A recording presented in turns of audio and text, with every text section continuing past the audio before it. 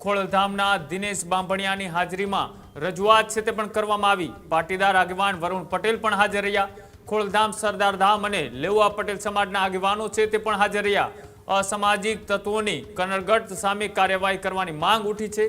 સાથે જ સ્થાનિકોએ ન્યાય અને કામગીરી ફરી એક વખત શરૂ કરવા માટેની એ માંગ સાથે કલેક્ટર અને એસપીને આવેદનપત્ર આપી અને રજૂઆત છે તે કરવામાં આવી છે।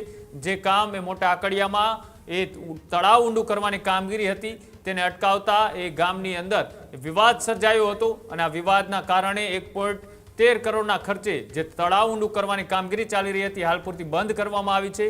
સામસામી ફરિયાદો થઈ છે।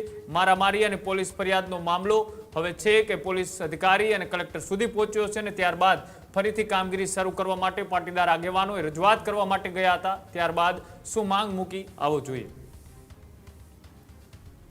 મોટા આકડિયા ગામે જે ખેત તળાવમાંથી માટી ઉપાડવાના લઈને પ્રશ્ન ઊભો થયો હતો તેમાં આજે સમગ્ર આકડિયા અને આસપાસના ગામના તમામ સમાજના લોકોએ અને આગેવાનોએ આજે કલેક્ટરશ્રીને આવેદનપત્ર આપ્યું છે કે ગામમાં તળાવમાંથી ફરીથી મંજૂરી મુજબ માટી ખોદવાનું કામ ચાલુ કરવામાં આવે। જે અસામાજિક તત્વો દ્વારા કામને રોકવામાં આવ્યું છે એની સામે કડક કાર્યવાહી કરવામાં આવે અને કાયદેસરનો ગુનો નોંધવામાં આવે।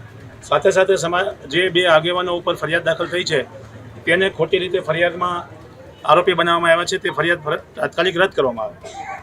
એસપી શ્રી અને કલેક્ટરશ્રી બંનેને રજૂઆત કરીને આ વાતને રજૂ કરવામાં આવી છે ત્યારે બંને તરફથી યોગ્ય કાર્યવાહી અને ન્યાય તરફી કાર્યવાહી કરવા માટેની ખાતરી આપવામાં આવી છે।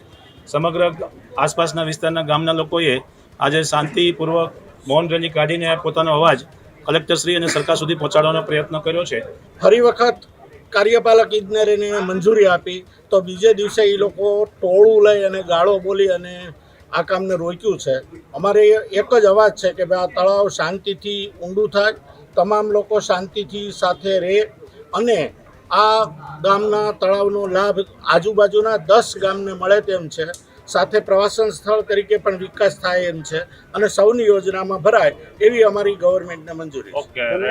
મંજૂરી છે માટી ઉપાડવાની? હા, માટી ઉપાડવાની સરકારની મંજૂરી છે, સરકારી હુકમ પણ છે અને ટોટલ જમીન સરકારી છે। ત્યારે જ ન્યૂઝરૂમ ગુજરાતની યુટ્યુબ ચેનલને સબસ્ક્રાઇબ કરો અને ઇન્સ્ટાગ્રામ અને ફેસબુક પર ફોલો કરો। અપડેટ રહો, સત્યની સાથે રહો।